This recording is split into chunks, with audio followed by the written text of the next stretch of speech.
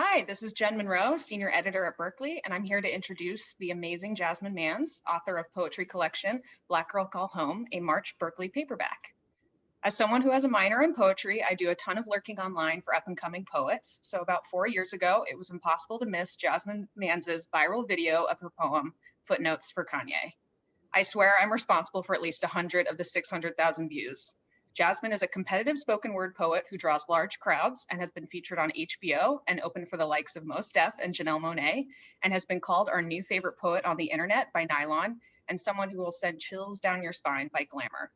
Her poems are intelligent, ferocious, and full of heart. Hello, Jasmine. Hi, Jen. Thanks for joining us. I'm excited to be here. Nervous, but very excited to be Same, here. I'm feeling it. Tell us a little bit about yourself and your work.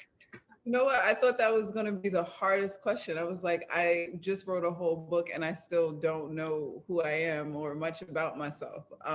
So I guess it's good to start there. I'm figuring myself out. I'm a Black girl from Newark, New Jersey. Um, I'm a writer. I am a queer woman. I am my mother's daughter. And I'm a storyteller and in more ways than one. Now, can you give us a brief overview of what readers can expect from Black Girl Call Home? Oh, wow. A brief overview. I believe that it is going to be a wealth of emotions to be experienced. I think that um, the book is about, like we say this all the time, it's about leaving home, but not only like leaving your home, but actually leaving self and rediscovering self. And it is a coming of age narrative. It's like identifying daughterhood and being a really sucky daughter, and identifying these emotions that we feel when we realize that we are not like our mothers or are just like our mothers. And then what does it feel like when your body doesn't feel like it belongs to you? And when we reach that point, like when every girl reaches that point in her life, when she feels like she doesn't quite belong to herself, or she doesn't quite belong to anybody. And so I think that people can expect these moments in this journey, and there's so many great, a wealth of patterns of Blackness and Nork, and these things that are unique to that narrative that I found so important to put into the text. So um, I hope it's a fruitful and exciting experience for the reader. It definitely is, at least for me. You know, I've like cried reading your poems, and I'd love for you to tell us a little bit more about what inspires you to create. Tell us about your process. Yeah. I'm not committed to one process. I can tell you that. Like I'm not. There are things that fall upon my heart to write where I feel like this is my charge and I must speak upon it. That there are certain things that belong in the canon, certain narratives of Black women, of women of color that belong, that I have to speak upon. And so when I talk about specifically about Newark, or the sterilization of women of color, or so just many things, those things are very, very valuable. I truly forgot the question that you asked me. I'm so sorry. No, what inspires you to create? And you're telling us about your Yeah, process. yeah. And so like there, yeah, okay. So it's like there are specific things that I feel like I'm charged to talk about as a woman of color, as a Black woman, as a woman from Newark, that fall upon my heart that I feel like are very, very valuable.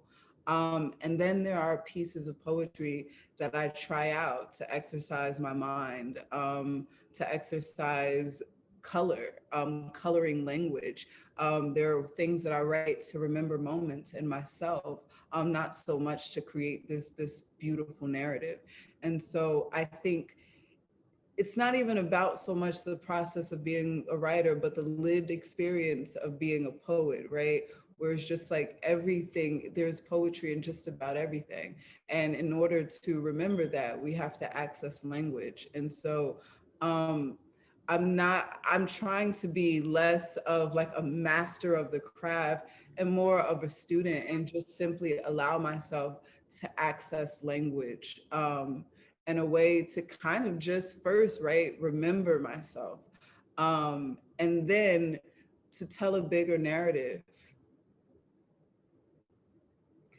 I know this is going to be hard, but can you pick a poem to read for us? The funny thing is, I picked a poem, but I don't think it's short enough. Go for it. We have time. All right. Um, Dear ex-lover. This poem is Dear ex-lover. Yes, I love this one. um, Dear ex-lover, I promise I'll stop chasing your memories and my dreams. I'll stop bringing your name up over cups of coffee, muffins, and loneliness. I'll marry a man and I'll lay my heart on his chest like red roses on mahogany caskets. And I'll have his daughter, and she'll have eyes reminding me that God still believes in second chances. If she ever decides to date a woman, I'll love bravery down her spine. I'll be reminded of all the times we loved like there were expiration dates tattooed on our inner thighs. I'll tell her to watch out for women whose silhouettes remind her of roadblocks, to run when she kisses dead skin that reminds her of dead ends if she ever comes home, with eyelids like cracking levees, bruised kneecaps, and a heart full of question marks. I will hold her like my mother never held me. I'll clasp her face in my palms like the New Testament on Judgment Day.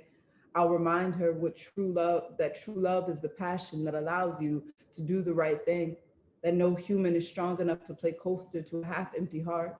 Dear ex-lover, if my daughter ever feels like she's alone, as if she is not a hand-me-down fabric pulled out of the depths of her mommy's closet, I'll remember your name and I'll mumble it under my breath.